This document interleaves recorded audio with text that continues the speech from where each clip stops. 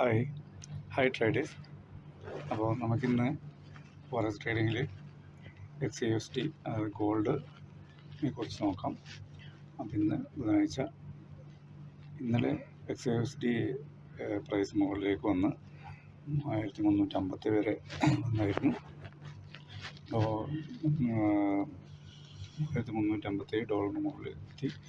വീണ്ടും അതൊരു റീട്രേസ്മെൻ്റ് എടുത്ത് ഇപ്പോൾ അതൊരു 3340 നിൽക്കുകയാണ്. ഇന്ന് നമ്മൾ പ്രതീക്ഷിക്കുന്നത് ബിയറിഷ് ട്രെൻഡാണ്. കാരണം ടെക്നിക്കൽ അനാലിസിസും പിന്നെ മറ്റ് ജിയോ പൊളിറ്റിക്കൽ ഇതും കൂടി വെച്ച് നോക്കുമ്പോൾ നമുക്ക് അങ്ങനെ മനസ്സിലാവുന്ന കാര്യം. പിന്നെ ഗാസയിൽ പിന്നെ സീസ്ഫയർ നിലവിൽ വന്നതായിട്ട്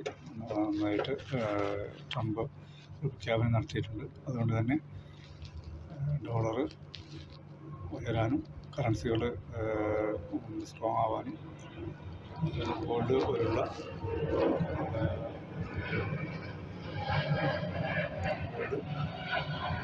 താഴേക്ക് വരാനും സാധ്യത കാണുന്നു. അതുപോലെ ഇൻട്രസ്റ്റ് റേറ്റിൽ ഇന്ന് ചെറിയൊരു മാറ്റം കാണുന്നുണ്ട്. പോസിറ്റീവ് കാണിക്കുന്നു. 96.67 ഇന്നത്തെ ഇൻഡെക്സ്. ശരിക്കും നോക്കുകയാണെങ്കിൽ 3 വർഷത്തിൽ ആദ്യമായിട്ട് താഴ്ന്ന നിലയിൽ ഡോളർ വരുന്നത്.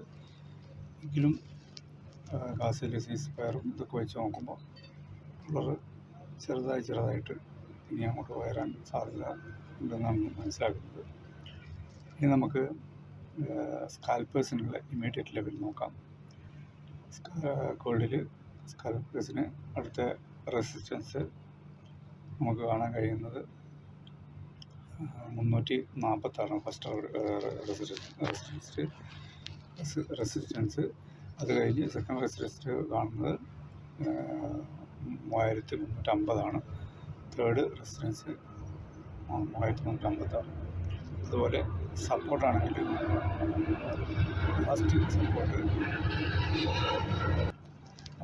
ഫസ്റ്റ് സപ്പോർട്ട് നമുക്ക് കാണാൻ കഴിയുന്നത് 3336.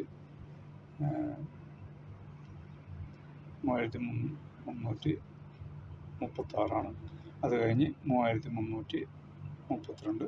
അത് കഴിഞ്ഞ് 3328 പോകുന്നതാണ് മനസ്സിലാക്കുന്നത്.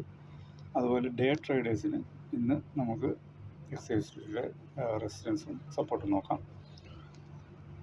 പിന്നെ അതിൽ ഫസ്റ്റ് സപ്പോർട്ട് നമുക്ക് കാണാൻ കഴിയുന്നത് 356. നേരത്തെ നമ്മൾ പറഞ്ഞ പോലെ 56 3356. അത് കഴിഞ്ഞ് 3368. അത് കഴിഞ്ഞ് 3392. അത്ര വരെ പോകുന്നതാണ് പ്രതീക്ഷിക്കുന്നത്.